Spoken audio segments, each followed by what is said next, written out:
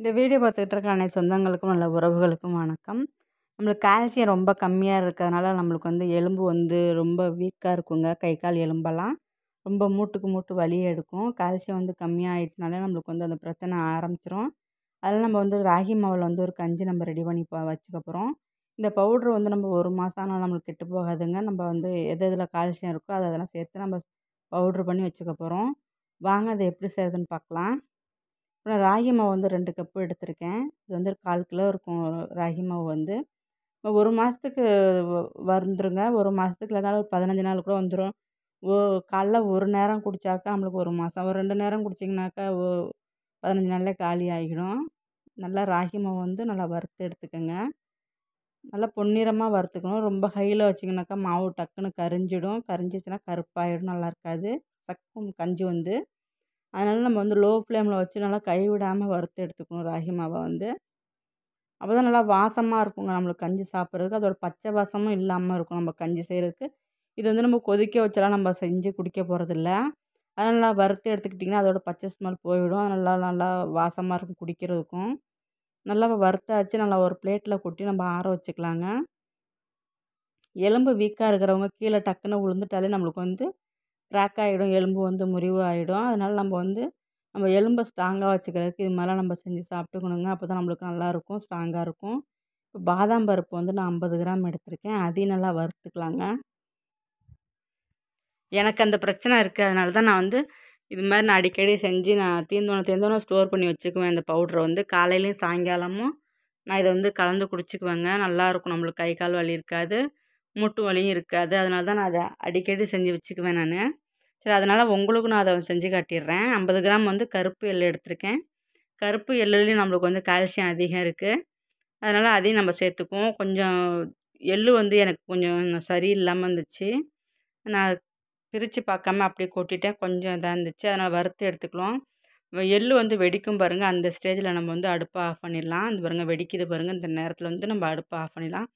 கருப்பு எள்ளில் தாங்க ரொம்ப கால்சியம் இருக்குது. பாதாம் பருப்பில் கால்சியம், புரோட்டீன் எல்லாமே இருக்குது. நம்ம அதை எடுத்துக்கலாம். கொஞ்சமாக தேவையான அளவு உப்பு, ஒரு பிஞ்சு உப்பு சொல்லுவாங்களா அந்த மாதிரி சேர்த்துக்கோங்க. ஒரு ஏலக்காய் ஃப்ளேவருக்காக நான் சேர்த்துருக்கேன். எனக்கு ரொம்ப பிடிக்கும். இதை நல்லா ஆற வச்சு நீங்கள் பவுட்ரு பண்ணிக்கோங்க. ஆறாமல் இருக்கிறப்ப பவுட்ரு பண்ணிங்கனாக்கா பாதாமும் எண்ணெய் தன்மை உடையது, எள்ளும் எண்ணெயில் உள்ளது. அதனால் நம்மளுக்கு பிசு பிசுன்னு ஆகிடும். அது மாதிரி ரொம்ப நேரம் அரைக்காதீங்க. கொஞ்சம் நேரம் ட்ரையாக இப்படி 2 3 சுற்று சுற்றிட்டு மிக்சியை நீங்கள் ஆஃப் பண்ணிடுங்க. இல்லாட்டி ரொம்ப பிசு பிசுன்னு ஆகிடும். நான் கொஞ்சம் விட்டுட்டேன் அது மாதிரி. அதனால் அந்த தவிர நீங்களும் செஞ்சிடாதீங்க. நான் திறந்து பார்க்காம அப்படியே அரைச்சிட்டேன். அது மாதிரி பிசு பிசுன்னு ஆயிடுச்சு. நல்லா பெதறி விட்டுக்கலாம். நல்லா ராகி மாவு ஆறிடுச்சு. அதில் அதை கொட்டி நம்ம நல்லா கலந்து மிக்ஸ் பண்ணிக்கலாம். கட்டி இல்லாமல் நல்லா பெதறி விட்டுக்கோங்க. கட்டி கட்டியாக நம்மளுக்கு கொஞ்சம் நேரம் அப்படியே விட்டுட்டேன். நல்லா பேச்சு வாக்கில் அது அப்படியே கொஞ்சம் இதாகிடுச்சு. அதனால் நீங்கள் ரொம்ப பார்த்து அரைங்க. அந்த எள் எண்ணெய் தன்மை உடையது, நல்லெண்ணெயில் தான் செய்வாங்க. அதனால் நம்மளுக்கு டக்குன்னு அது பிசு பிசுன்னு ஆகிடும். இப்போ நல்லா பிசைஞ்சு நல்லா ஆற வச்சுட்டேன். இப்போ 2 ஸ்பூன் நான் ராகி மாவு எடுத்திருக்கேன். ஃபஸ்ட்லேயே சுடு தண்ணி, சுட்ட பால் எதையும் ஊற்றிடாதீங்க. கெட்டி கெட்டியாக ஆகிடும். லைட்டாக கொஞ்சமாக பச்சை தண்ணி விட்டு கலந்து வச்சுக்கலாம். ரொம்ப தண்ணியும் விட்றாதீங்க. தண்ணி ஊற்றி நம்ம கலந்து வச்சிட்டோம்னாக்கா சுட சுட நம்ம பால் ஊற்றும்போது நம்மளுக்கு கெட்டியாகாது. நம்மளுக்கு கலந்து குடிக்க நல்லா ஈஸியாக இருக்கும். இப்போ நான் சூடான பால் காய்ச்சி எடுத்துக்கிட்டேன். அதை நம்ம இதில் ஊற்றிட்டோம்னாக்கா நம்மளுக்கு கெட்டித்தன்மை ஆகாது. உடனே நம்ம கலந்து விட்டுக்கலாம். அப்படியே நம்ம பவுட்ரை கொட்டி சுட சுட பாலை ஊற்றிட்டிங்கனாக்கா கெட்டி கெட்டியாக ஆகிடும், உருண்டை உருண்டையாக ஆகிடும். நம்மளுக்கு கஞ்சியாக வராது, நல்லா இருக்காது வாயில் சாப்பிட்றதுக்கு. இப்போ நாட்டு சர்க்கரை நான் 2 ஸ்பூன் எடுத்திருக்கேன். அதோட ஏலக்காய் ஃப்ளேவர், உப்பு போட்டிருக்கோம். நாட்டு சர்க்கரையோட டேஸ்ட்டு செம்மையாக இருக்குங்க குடிக்கிறதுக்கு. இது வெயிட் லாஸில் இருக்கவங்க கூட நம்ம அடிக்கடி செஞ்சு சாப்பிட்டுக்கலாங்க. காலையிலையும் சாயங்காலமும். இது இல்லாட்டி காலையில் சாப்பாடாக மட்டும் எடுத்துக்கலாம். காலையில் எது டிஃபன்லாம் சாப்பிடாம இந்த கஞ்சி மட்டும் ஒரு டம்ளர் எடுத்துக்கோங்க.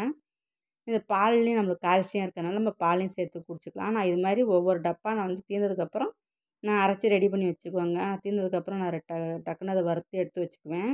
ஏன்னா நம்மளுக்கு நம்ம உடம்ப நம்ம தாங்க பார்த்துக்கணும். அதனால் நம்ம அடிக்கடி நம்ம செஞ்சு இது மாதிரி சாப்பிட்டுக்கணும். நான் காலையில் நம்ம எடுத்துக்குவேன். இது மாதிரி சாயங்காலமும் நான் ஒரு டம்ளர் எடுத்துக்குவேன். இது மாதிரி கஞ்சி டேஸ்ட்டாக இருக்கும். நம்மளுக்கு வயிறும் நல்லா ஃபில் ஆகிடுங்க, பசியே எடுக்காது. இது மாதிரி காலையில் நம்ம சாப்பிட்டோம்னாக்கா காலை டிஃபனுக்கு பதிலா நம்ம இது மாதிரி கஞ்சி வச்சு சாப்பிட்டுக்கலாம். இது மாதிரி ஸ்டோர் பண்ணி வச்சுக்கோங்க. 1 மாதம் ஆனாலும் கெட்டு போகாது.